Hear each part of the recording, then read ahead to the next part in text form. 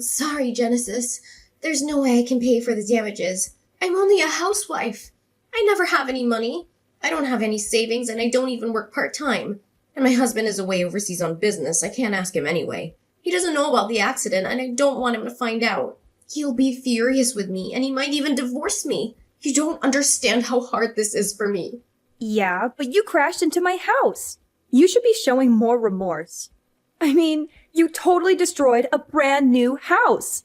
We just moved in last week, and we spent all our savings on it. It was our dream home, and you ruined it. It's a miracle no one was killed. Oh, come on. That's an exaggeration. It's not like you can't live in it anymore. It's just a little damage. Nothing that can't be fixed. You're making a big deal out of nothing. What are you talking about? There is an enormous hole in the living room wall. Who the hell is going to live in a house like that? It's not safe and comfortable. The whole structure could collapse at any moment. And what about the weather? It's winter and it's freezing outside. How are we supposed to keep warm with a gaping hole in our house? And what about the security? Anyone could just walk in and rob us or harm us. We're not safe in our own home anymore. Can't you just live upstairs? When I was in high school, my friend's house caught on fire. They couldn't afford to fix it, so they just boarded up the hallway and lived in the non-burnt part. Problem solved. They just adapted to their situation and made the best of it. You should do the same thing. Just live upstairs and forget about the downstairs. It's not that hard. What? I'm not going to just live upstairs. It's not a solution. It's a nightmare. We paid for this house. We deserve to live in this house. We're not going to give up on our dream home because of your mistake. Okay. I've got a solution. I'll take the house off your hands. I'm good at the old DIY. I'll do all the repairs myself. I bet you I'll do a better job of it than the building company you used. They never give it a loving touch. You'll see. It'll be better than before in no time. So where are we supposed to live? There are plenty of rooms to rent down by the docks. They used to house the families of the dock workers before the shipping companies all unionized and collapsed when they couldn't afford the demands of the workers. There are some great deals down there. You'll find somewhere. And it's your place we're talking about. You'll figure it out. You're the one who caused all this when you drove your damn car through my living room. You saying that doesn't change the fact that I can't pay for the repairs and you don't want to put a little effort in and live upstairs. My company went bankrupt last year and I've been a penniless housewife ever since. I couldn't pay for anything even if I wanted to. And it's your fault for not having insurance. What were you thinking? Someone could lose control of their vehicle and slam straight into your house. Without insurance, you'd be screwed. That's exactly what happened. Ugh, exactly right. What were you thinking not having insurance? I think you've learned a valuable lesson here. No. If you'd had third-party insurance, we wouldn't be in this mess. Don't you go try to blame me for this. Next, you'll be saying it's my fault for building a house right where you lost control. Good point, that. You have to pay for the damages. It's only fair. 200,000? You think I have that kind of money lying around? You must be joking. That nice policeman told you as much, right? You can't force someone out of bankruptcy. As I told you, I'm a housewife. There's no way I can pay $200,000. I feel sorry for you, but you're just gonna have to give up. You've had bad luck. It sometimes happens. Can't you get your husband to lend you the money? Or your parents? You can't just leave us with a gaping hole in the front of our house. The cold and the safety issues go without saying, but it also looks horrendous. Surely you can find a way to make this right. Well, my husband does have money, but he's the stingiest person in the world. He steals toilet paper from the bus station. He's a total tightwad. And things are tight back at my parents' house. My father was forced to take early retirement at 55 and just drank away most of the payout he got. I can't ask them for help. They'll disown me. Can you not make this about you? You wrecked my house and need to make it right. Don't go giving me a sob story about your family. It really doesn't concern me. I just need to fix my house. I told you I don't have any money, and yet you're still harassing me and telling me to find a way. That sounds like a threat to me. How is that a threat? Find a way to suddenly give you $200,000? You sound like the mafia. Am I gonna wake up with a horse head in my bed? A concrete ball gown, perhaps? A concrete ball gown? Look, Genesis, I didn't crash my car into your house because I wanted to, you know? It wasn't part of a master plan. Step 1, take out front wall. Step 2, not pay for it. Your kids suddenly ran out into the road and I swerved to miss them. That's why I crashed into your house. Count yourself lucky. Would you rather have a smashed front room or a smashed dead kid? Why haven't you said anything about this until now? Were you just waiting to see how far your other excuses would stretch? If I did that, then your boy would be made out to be the villain. I wanted to save him all that. He had a bad enough experience by nearly being hit by that car. Your car. Yes, my car. Poor boy was scared out of his wits.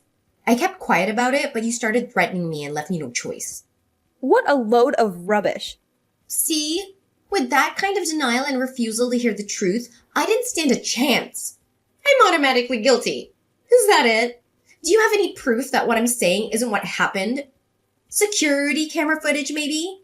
No, we don't, and I haven't asked the neighbors. Well, you just moved in. You wouldn't have had time to set up the cameras yet. So without a shred of evidence to disprove my account of events, you make demands of huge amounts of compensation money? That's a bit presumptuous, don't you think? Rude, even. What kind of woman are you? Ugh, look, I feel bad about smashing into your house. Who wouldn't? But like I already told you, I'm gonna declare personal bankruptcy. I don't have a penny to my name. Are you getting off on this? Having a little power trip? Does it make you feel big? Demanding huge amounts of money from someone you know doesn't have a cent to her name? No amount of verbal diarrhea is going to get you out of this. I'll get my money one way or the other. Did you have to say that? Come on, I'm under enough stress as it is. I don't have a car. Can you imagine how inconvenient that is? Unbelievable!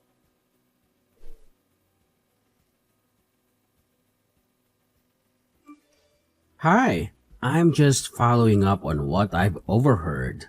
Did my wife crash her car into your house? I can't believe she would do something like that. She's always been a careful driver. What happened exactly? Yes, she did. And she also said she declared personal bankruptcy recently, and there was no way she could pay for the repairs. I've just had that exact conversation with her. She claims that she has no money, and that asking you or her parents for even a loan is out of the question. She said she doesn't want to bother you with her problems, and that you have enough to deal with. So, we have a massive hole where the living room wall used to be, and no means of repairing it before winter comes. We're stuck in this situation because of her recklessness and irresponsibility. I'm so sorry for what happened. I had no idea she was in such a bad financial situation. She never told me anything about it. She always seemed happy and content with our life. I don't understand why she would lie to me and hide things from me. And I don't understand why she would crash into your house and cause so much damage and trouble for you and your family. I'm really ashamed of her behavior. I'm relieved to see you're taking this seriously. I was expecting the same brush off I got from your wife. She didn't seem to care at all about the consequences of her actions. She didn't apologize, offer any help, or show any remorse. She just tried to make excuses and blame me for the accident. Perhaps we can solve this problem with level-headedness. If this is all true, then I have no sympathy for my wife. It certainly is true. She drove her car right into our house. You can come and have a look if you need confirmation. Shall I send you some photos? She's claiming that my son ran out onto the road suddenly, and she was swerving to avoid him. But I don't believe her story for a second. Why? Do you doubt her story? Because when she crashed into our house, I called the police, of course. Nobody was hurt, thank God. So they interviewed her and us. There was never any mention of my child in her statement. Surely then was the time to say it? She only mentioned it much later when I started trying to get some money out of her. I think she panicked and thought of it to try to absolve herself of blame. I see. Well, yeah.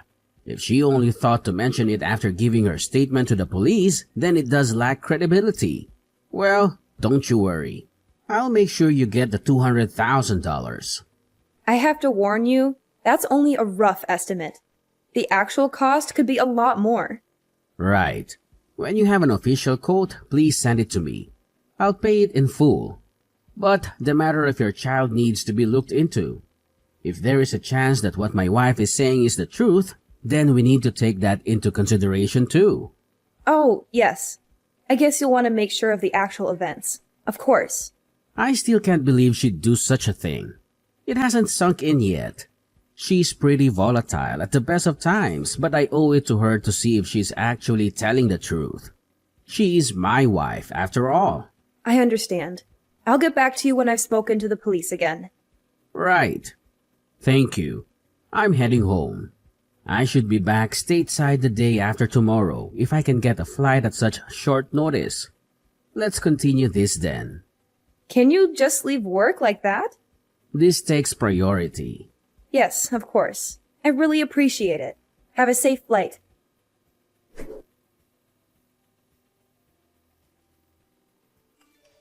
Hey, how long were you planning on ringing my doorbell? If you ring and no one comes through the door, that should tell you no one is home. It's common sense. Anyway, I've disconnected it. I know you're in there, so just open the door already. You'll regret not talking to me. There you go, threatening me again. Who's out there with you? Some of your Sicilian friends? I'll regret opening the door.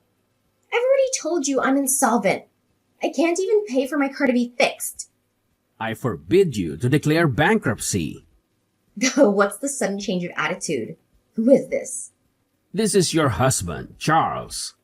What? Where are you? I thought you weren't coming back for another few months. I heard about what happened and dropped everything. You've really gone and done it this time. What the hell were you thinking? Did you think you'd get away with it? Hang on a second. That's not what happened at all. I've explained everything that happened to Genesis and she started threatening me. What are you talking about? You drove your car into her house. She's trying to discuss the matter with you and you are trying to wriggle out of paying for the damages you caused by claiming bankruptcy. Like I told Genesis, I'm not the only one to blame here.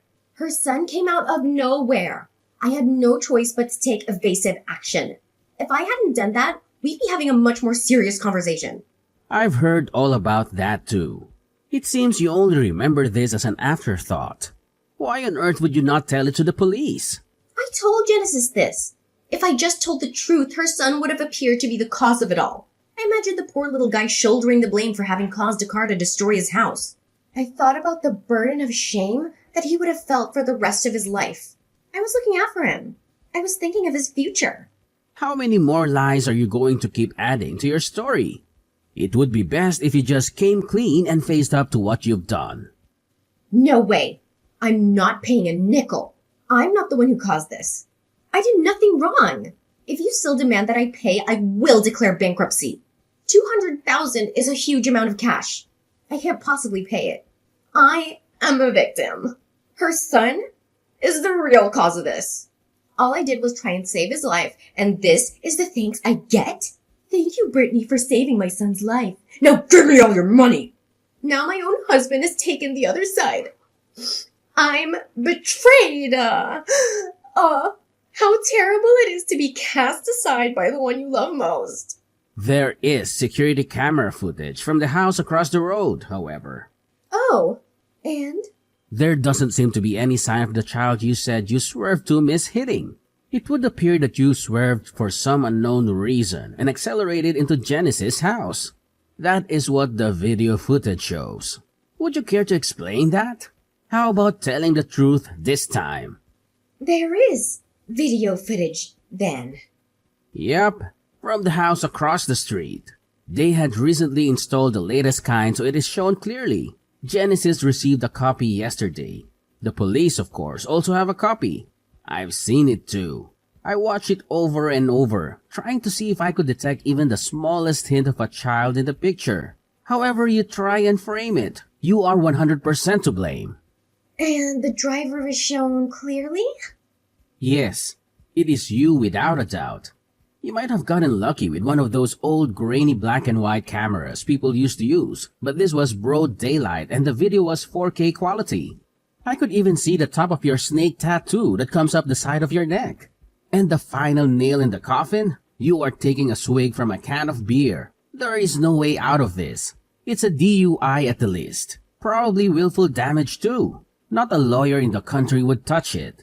Not even Johnny Cochran would take the case. By trying to hide it and blame it on a child, you've made it exponentially worse. Did you think you'd get lucky and be able to blame Genesis' son and get away with not paying anything?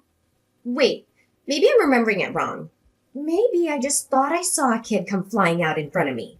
But it's nowhere near a DUI. I was thirsty. All there was in the fridge was a beer, so I took it. A single beer. I spoke to the police right after it happened, and they didn't breath test me. What does that tell you? So what are you trying to say? You know there are laws in this state forbidding open alcoholic drinks in vehicles. You were drunk and drove into someone's house. Somehow, getting lucky that no one was in the living room, you are caught on camera drinking a beer and you would still try to get out of paying reparations? I'm astounded. I mean, I knew you were a little crazy, but I always found that unpredictable part of you fun. But you seem to be able to add lie upon lie without the slightest feeling of guilt. I'm sorry. I was lonely with you being away. Lonely? So who was the man in the passenger seat? Yes, Brittany. I saw him in the video. Oh, that's in there too, huh? I guess I should complain then. You think? This should have all been told to the police when they first arrive on the scene. You've tried to cover it up with all your lies. I was overseas, away from my family, trying to satisfy my boss in order to get a promotion, and all the while you were off drinking and driving into people's houses and having an affair? Wait! I repent. I've seen the error of my ways. I'll never do it again. I throw myself on your mercy. Forgive me. I was lonely on my own. You'd have done the same thing. I'm not a monster. I won't divorce you right away. For a start, you are now indebted to me to the tune of $200,000 to be paid as soon as your first paycheck arrives. First paycheck? You know I don't have a job. The first day of the rest of your life starts today. Get to work. First, you'll need a job, but I have taken care of it. And until it is all paid back in full, I'll be watching your every move. And I've enlisted the help of your father too. My father? Why did you go and do that for? He'll disown me. This is the end. He's been very helpful. He's going to introduce you to a friend of his who owns a factory. You can start there on Monday. See, I've taken care of it. I have done my best to clean up this mess you've gotten yourself into. A factory? What do I know about working in a factory? I've been a housewife for the last 10 years and suddenly you want me to work in a factory? What, is it a clothing factory? I don't know how to make clothes. No, nothing as glamorous as that. It's a sardine cannery. Oh, God. And you are not to quit until the loan is paid in full. That's a lot of sardine cans. But who knows? You might make line or even shift manager. You'd get a small promotion. Cheer up. It's not like it's a terrible place to work with a bad safety record and lots of mysterious injuries. And you'll be paid for your work.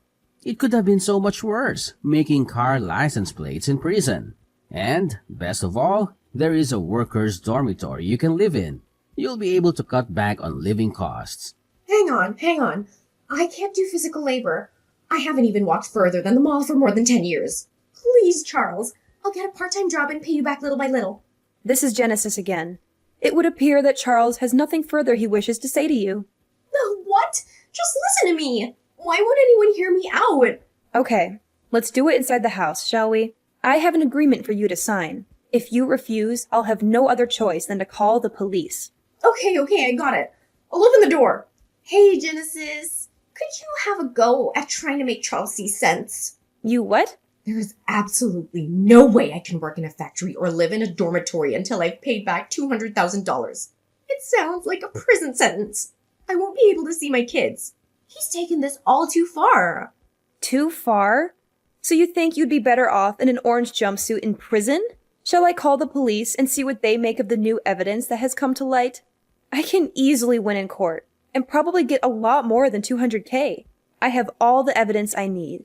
The judge wouldn't take long to make a decision, I bet. No, You aren't in any position to make demands. Don't worry. You should be able to pay off the debt in about 15 years, give or take a year or two, and maybe time off for good behavior. What? Just kidding. But I hope you enjoy the fish factory. You will probably have all the sardines you can eat. very healthy sardines. 15 years of canning fish. I feel sick. Hey, you never know.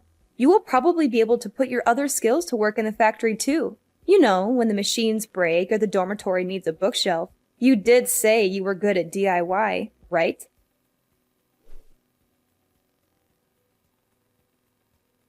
After that, Charles took Brittany back to her hometown and got her settled into the factory workers' dormitory at the sardine factory.